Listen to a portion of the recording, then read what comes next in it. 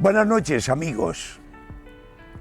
Me gustaría saber quién de vosotros le ha contado a su nieto o a su nieta el cuento de Caperucita o el de Blancanieves.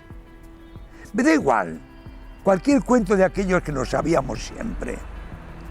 Teníamos la idea de que los cuentos se escribían para los niños. Pues bien, llegó una vez un hombre llamado Jorge Luis Borges que empezó a escribir cuentos para adultos.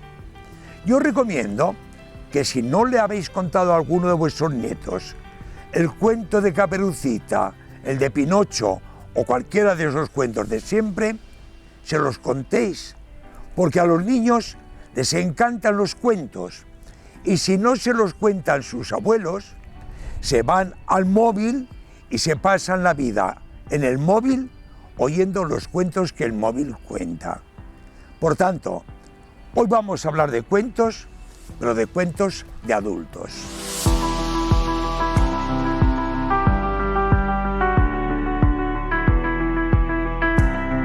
Jorge Luis Borges había nacido en Argentina. Bueno, su abuela era inglesa y la nodriza, porque pertenecía a una buena familia, también era inglesa, lo que quiere decir que desde pequeñito dominaba el inglés y el castellano. No es de extrañar que en cuanto le salió el bigote se fuera a Europa y a Inglaterra y se empapara de toda la cultura europea. Os diré que es un hombre tan extraordinario que a los 7 años ya se había leído El Quijote y a los 10 años hizo ya su primera publicación. ¿Qué se puede esperar de un hombre así? Todo, porque Jorge Luis Borges es, ante todo y sobre todo, un talento extraordinario. Un talento extraordinario que, fijaos, la envergadura de la aventura en la que se mete. Quiere escribir en un cuento, o sea, en 10 o 15 páginas, lo que los demás escriben en 300 y es una novela.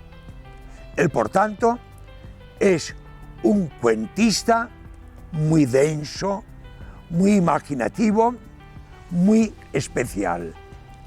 Tiene la virtud de que cuando te empiezas a leer uno de sus cuentos, ya no lo dejas, te engancha. Es metafísico, es difícil, pero vas siguiéndolo porque no lo puedes soltar hasta que al final te sorprende siempre con el resultado más inesperado. Borges es un hombre que en principio lo podríamos calificar de pesimista. A nivel filosófico, él se consideraba discípulo de Schopenhauer, que es el símbolo de la filosofía europea pesimista. Más, hay quien dice que Borges lo que hace en todos sus escritos es ir inventándose cosas porque lee mucho, tiene una cultura amplísima y en todo lo que lee y en todo lo que busca siempre hay una razón, doble razón. Algunos dicen que ese pesimismo suyo obedece a que de joven tuvo un fracaso amoroso en Argentina. Otros van más lejos y piensan que en definitiva Borges es tan pesimista porque en su conciencia va buscando y quiere un mundo que no es el que se encuentra en la tierra.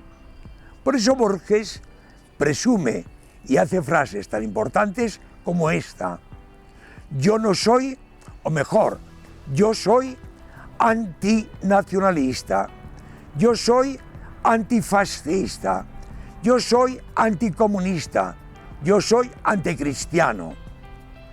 Todo lo que hay en el mundo está mal hecho. Y él quiere, con sus narraciones cortas, hacer un mundo que sea distinto, que sea mejor.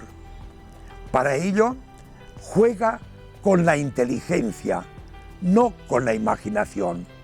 Lo normal es que los poetas y los novelistas jueguen mucho con la imaginación. Y por ejemplo, todos conocéis aquella canción que dice: dame el clavel de tu boca. ¿Qué pasa? Que a una niña que lleva bien pintados los labios, la comparan sus labios con un clavel. Y en vez de decirle, dame un beso, le dice, dame el clavel de tu boca. Pues bien, Borges hace este cambio de sentido, este cambio de analogías, no con lo que se ve, sino con lo que se piensa. De ahí resulta un poquito difícil entenderlo, pero no importa. Es un escritor al que le deben toda su grandeza los grandes escritores americanos, argentinos, que han venido después de él, sobre todo Cortázar. ¿Cómo escribe Borges? Bueno, Borges empezó escribiendo poesía, una poesía que es más bien casi vulgar, porque sigue dándole vueltas siempre a lo mismo. Este mundo que no me gusta y que yo transformaría de esta manera. Luego escribió algunos pequeños ensayos y sus cuentos es el resultado final. Sus cuentos son mitad ensayo por su contenido, mitad narración, porque está contándonos una historia. Los temas preferidos suyos, estaréis viendo, que no son los de un cuento de niños, sino que sus temas son, primero y ante todo, lo que no existe, lo que no podemos encontrar en el mundo, algo fantástico y formidable. Segundo, el tiempo. Y frente al tiempo que pasa y huye tanto, él plantea el tiempo infinito. En cierto modo, él, que había dicho anticristiano, apoya sus ideologías y sus esperanzas en la filosofía de Oriente, sobre todo en esa especie de resurrección de los muertos y la transmigración de las almas de una persona a la que va a vivir después. Mucho juega con esas ideas. En cuanto a lo demás, digamos que la imaginación, la metáfora, la metafísica son los temas dominantes de toda su narración. Os he dicho algo característico de él, pero hoy, para que lo conozcáis bien, voy a hablaros y contaros 3 de sus cuentos. Empezaré por el primero de todos, el más importante. Lo publicó hacia el 1940. Se titula El Aleph. Aleph es la primera letra del abecedario hebreo. Él dice del abecedario sagrado. Aleph. ¿Qué cuenta este cuento? Ante todo nos narra cómo él tiene un amigo que quiere escribir la historia de la humanidad en verso. Y se lo van leyendo a Borges. Y Borges le dice, primero, tus versos no tienen categoría literaria, pero menos dicen la verdad, porque tú estás contando lo que han dicho siempre los vencedores, que no necesariamente es la verdad de la historia. Así pasan una serie de páginas contando episodios, hasta que un día su amigo el poeta le dice, te voy a enseñar algo que tú nunca has visto. ¿Qué me vas a enseñar? Ven conmigo. Lo lleva al sótano. Y una vez que han bajado al sótano, le dice, vuélvete a mirar la escalera. Todo es oscuro, pero verás que en el quinto tramo de la escalera hay un punto brillante. Es un punto brillante que es el todo de todo.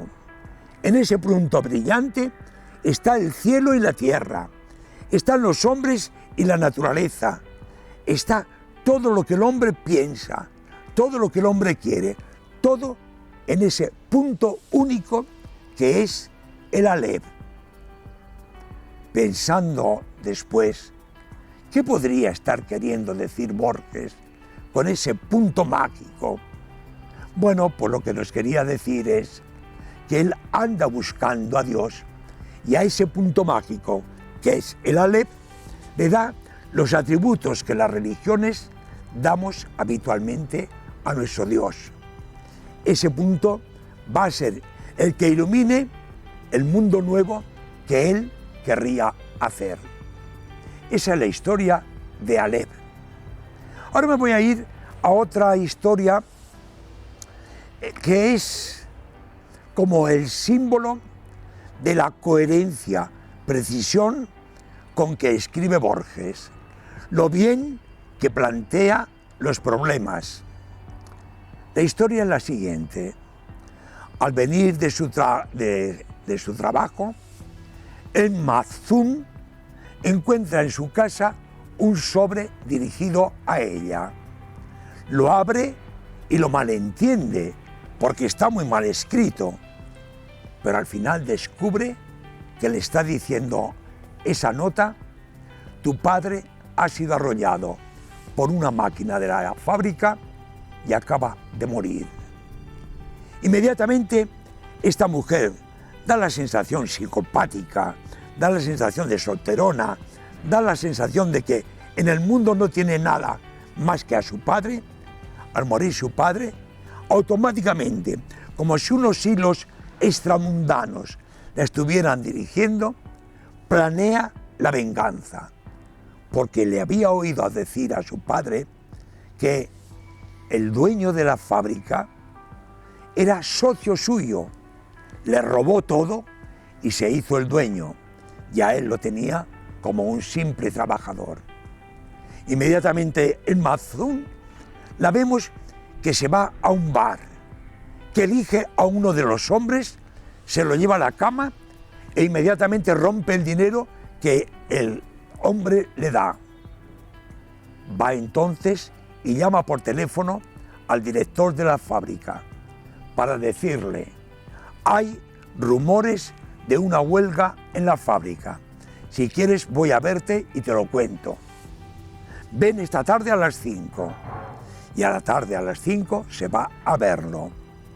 Entra en Mazún, le cuenta una falsa historia de un falso boicot en la fábrica, pero después de mucho hablar, cuando él se va a buscar un café para repartirlo entre los dos, ella saca el revólver de este señor y cuando vuelve le pega 2 tiros y lo mata. Inmediatamente llama a la policía. Acabo de matar al dueño de la fábrica porque me ha violentado sexualmente y no he tenido más remedio que matarlo.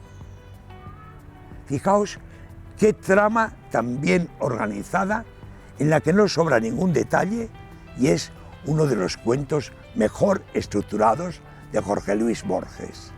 Es el que titula El Mazún. Voy con el tercero ya y último, porque nos estamos alargando un poco. Es el que titula Inmortal. Nos presenta a un centurión del ejército de César cuando conquistó Egipto. Está por allí el centurión cuando viene a su encuentro un hombre montado en un caballo que está casi agonizando. Le dice: vengo buscando la ciudad de los inmortales. Pero nada más decir esto, cae del caballo y muere. Entonces al centurión le entran ganas de saber qué es eso de la ciudad de los inmortales. Pregunta e inquiere y le dicen, es una ciudad secreta que está cerca del río Egipto. Río Egipto llama al Nilo. Entonces él abandona el ejército y se pone a buscar esa ciudad. Le cuesta mucho encontrarla, pero al fin llega y ve una ciudad amurallada y junto a ella están viviendo unos trogloditas. Le asusta un poco y curiosamente cuando llega allí uno de los trogloditas se le pega y se va con él a la ciudad amurallada. No se puede entrar por ninguna parte, pero al fin descubre un pozo, se mete al pozo y del pozo sale una escalera que le permite ir viendo la ciudad más maravillosa que se pudiera uno imaginar. Es la ciudad de los inmortales. Pero allí no vive nadie. Al salir, encuentra que aquel que lo había seguido lo estaba esperando. No habla, no dice nada. Entonces le dice él, te voy a llamar Argos, como llama en la Odisea Ulises a su perro. Y entonces habla aquel hombrecito. Hace tantos cientos de años que yo, Homero, escribí la Odisea que ya no me acordaba ni de eso. Total, que este, por haber entrado en la ciudad de los inmortales, se ha hecho inmortal. Y va viviendo el siglo XIV, el siglo XV, el año 1929, va un día por el campo y una zarza le pincha. Y por primera vez un pinchazo le produce sangre. Eso quiere decir, fijaos, desde César hasta el 1929 ha sido un inmortal. Ahora le ha vuelto la sangre, ahora ya va a morir. Bueno, dentro de esa historia, imaginaos un gran escritor poniendo detalles, poniendo palabras y poniendo cosas. No he dicho, y es importante decirlo, Borges, de tanto leer, a los 50 años se quedó ciego. Al principio había sido peronista, luego Perón le quitó todos sus cargos. Cuando cayó Perón, entonces el nuevo régimen argentino lo hizo el encargado de la Biblioteca Nacional. Era esto cuando se quedó ciego. Siguió siendo el director de la Biblioteca Nacional y él, el director ciego, parecía como un cuento de los que él estaba escribiendo, con esa antinomia de un ciego director de una biblioteca nacional en la que lo que más se necesita son los ojos para leer. Bueno, amigos, os he presentado a uno de mis escritores predilectos. Borges es el maestro de la literatura sudamericana moderna. Leedlo, os gustará y os hará pensar. Y ojalá entonces os acordéis de mí. Buenas noches, amigos.